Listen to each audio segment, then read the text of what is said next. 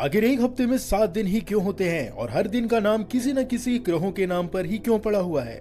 और एक दिन में केवल 24 घंटे ही क्यों होते हैं? 20 या 25 घंटे क्यों नहीं होते हैं? तो इसे आखिर किसने दुनिया के सामने निर्धारित किया है? क्या वो रोमन्स ने किया है या फिर किसी और ने किया है जिसके बारे में हमसे छुपाया गया है, या कहीं हमने कभी जानने की कोशिश ही नहीं की है? तो इन सब सवालों के जवाब या कहीं ब्रह्मांड के रहस्यों का पता एक ऐसे पुस्तक में मिलता है जिसके बारे में कहा जाता है कि ये पुस्तक आज से लगभग 1500 वर्ष पूर्व से भी पुरानी है, जिसे उस जमाने के महान एस्ट्रोनॉमर यानी खगोल वैज्ञानिक वराहमिहिरी ने लिखा था और जिस ग्रंथ का नाम उन्होंने सूर्य सिद्धांत रखा था। तो आखिर क्या है इस बुक यानी ग्रंथ की सच्चाई जिसमें ब्रह्मांड से लेकर मनुष्यों के अस्तित्व के बारे में जानकारी मिलती है? तो आज हम इस वीडियो के माध्यम से दुनिया में प्रसिद्ध सूर्य सिद्धांत नाम के इस पुस्तक यानी ग्रंथ के बारे में आपको बताने की कोशिश करेंगे। तो वैसे बात करें इस पुस्तक के बारे में तो इसको लेकर काफी लोगों में विरोधाभास है, क्योंकि कुछ लोगों का ऐसा मानना है कि ये पुस्तक स्वयं भगवान सूर्य ने लिखी है, तो वहीं कुछ लोगों का ऐसा मानना है कि इस एशियंट इंडियन बुक को साल 1515 के करीब में प्राचीन भारत के एक महान खगोल वैज्ञानिक यानी एस्ट्रोनॉमर जिनका नाम वराहमिहिरी ने लिखा था। वैसे इस पुस्तक को किसी ने भी लिखा हो, लेकिन ये पुस्तक देश विदेश में काफी फेमस है।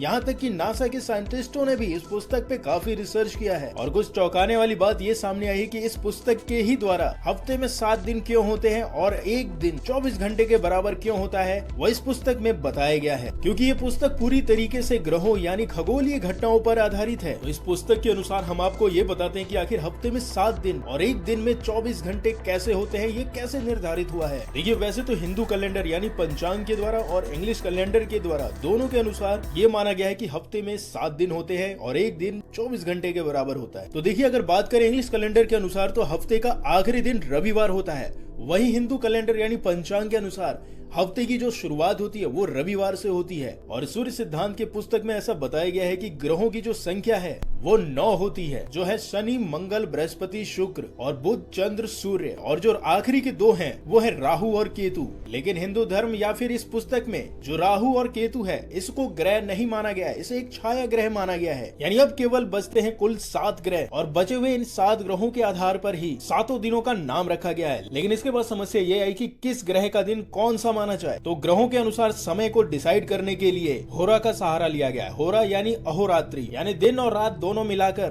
किसी भी ग्रह की स्थिति में थोड़ा सा भी जो परिवर्तन होगा उसके अनुसार दिनों का नाम तय किया गया था। यानी सिंपल भाषा में एक होरा 24 घंटे के बराबर होता है। और जैसे ही दिन उदित होगा यानी जो सुबह आएगी, जो ग्रह पहले होरा में आएगा उस ग्रह के नाम पे पहले दिन का नाम रख दिया जाएगा। यानी अगर सोमवार के दिन की जो शुरुआत होती है वो चंद्र ग्रह के होरा के साथ होती है, जिसके कारण इसका नाम सोमवार रख दिया गया। और इसी तरीके से मंगलवार के दिन पहली होरा मंगल की होती है, जिसकी वजह से दूसरा नाम मंगलवार पड़ गया। और इसी तरीके से बुध, बृहस्पति, शुक्र और शनि और रविवार की शुरुआत इन्हीं ग्रहों के अनुसार होती है। तो इसी तरीके से 7 ग्रहों के उदित होने के कारण उस दिन को उस ग्रह का प्रधान मानकर उसका नाम रख दिया गया। और यही कारण है कि सप्ताह में केवल 7 दिन होते हैं। और तो और इस सूर्य सिद्धांत के पुस्तक में यह भी बताया गया है कि सभी ग्रहों का जो निर्माण है वो सूर्य से ही हुआ है। तो ये बात आज से लगभग हजारों साल पहले इस पुस्तक में बता दी गई थी, जिसको आज साइंस भी ये मानता है कि सभी ग्रहों का निर्माण सूर्य से ही हुआ है। यानी ये पुस्तक पूरी तरीके से खगोलीय घटना पर आधारित है। और तो और इस पुस्तक में ये भी बताया गया है कि किसी भी ग्रह की चाल परिस्थिति कब परिवर्तित होती है।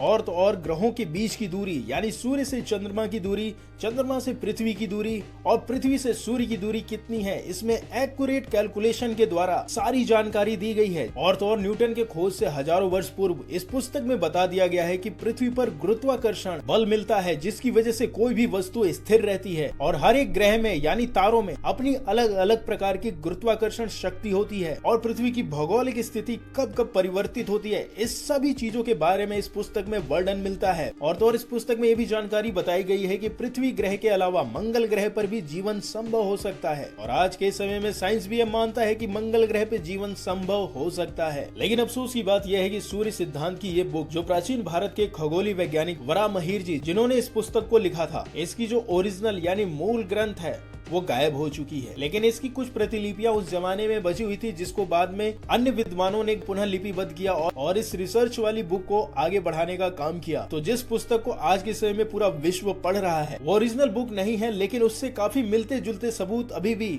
हैरान करने वाले हैं, जो कहीं ना कहीं साइंस के द्वारा किए गए रिसर्च के अनुसार सटीक बैठते हैं। तो हमारे इस प्राचीन भारत की यानी एशियंट इंडिया की सबसे महत्वपूर्ण पुस्तक यानी ग्रंथ जिसका नाम सूर्य सिद्धांत है, इसमें वो सारे ब्रह्मांड से रिलेटेड जानकारियां मिलती हैं जो आज के समय में साइंटिस्ट ढूंढ रहे हैं। तो हो ना हो कहीं ना कहीं ये बुक ये दर्शाती है कि हमारे जो पूर्वज थे वो साइंस को कितने अच्छे से समझते थे और अपनी जानकारी को दुनिया के सामने प्रस्तुत करते थे। तो अगर भारत की साइंटिफिक बुक के बारे में आपको जानकर अच्छा लगा तो इस वीडियो को लाइक करिए, शेयर करिए और फिर मिलते हैं किसी नए वीडियो के साथ, नए टॉपिक के साथ। तब तक के लिए नमस्कार।